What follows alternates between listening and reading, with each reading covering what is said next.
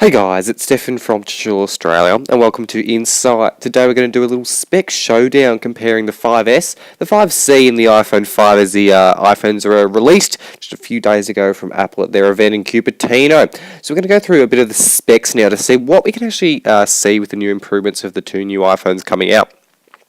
So what we can see here comparing the three is the operating system, the 5S and the 5C will come default with the iOS 7, although you will be able to update on the iPhone 5. The display for across the board is 4-inch IPS LCD, and that has not changed since the 5. They'll all be running that same pixel density and PPI.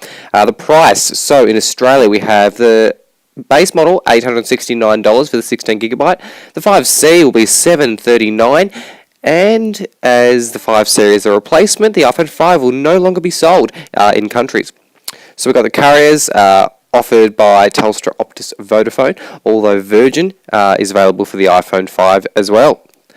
For 4G, they all have 4G compatibility.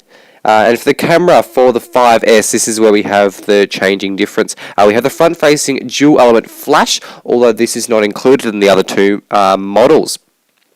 Okay, so if we go into processor now, we have the proprietary A7 CPU 64-bit. Now, this is the major upgrade for the chip in the 5S, as this is now a 64-bit smartphone, the only current smartphone to have the 64-bit, and they'll be combining the three programs to make that possible. And that's the only phone we'll be seeing with the 64-bit for maybe some time, although Samsung has talked about it. But that's obviously the first and major update for the 64-bit of the 5S. For the memory, we have up to 64GB for the 5S and the 5, and up to 32 for the 5C. Talk time up to 10 hours on 3G, and up to 8 hours on the 5. So there is a 2-hour improvement from the 5 to the 5S, and the 5C is also on par with the 10 hours. So there's no NFC. There is a fingerprint scanner. Now this is a real or new spec to compare, as it's not really competitive, as there's only one with the fingerprint scanner, and that probably would be just about it for each other phone if you compared them all. So the 5S is an outstander there. So dedicated fitness tracking, another new one for the 5S, only included. And here's the weight and thickness. So for the 5S, we've got 7.6 millimeters, 112 grams. 5C, we have 8.97 millimeters and 132 grams.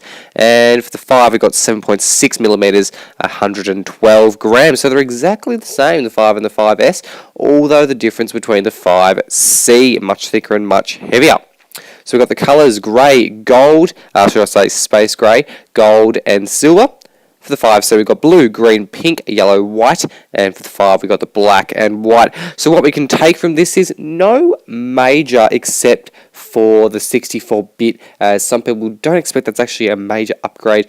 And at the conference they held, Infinity Blade just looked excellent on the screen, running on the A7 chip.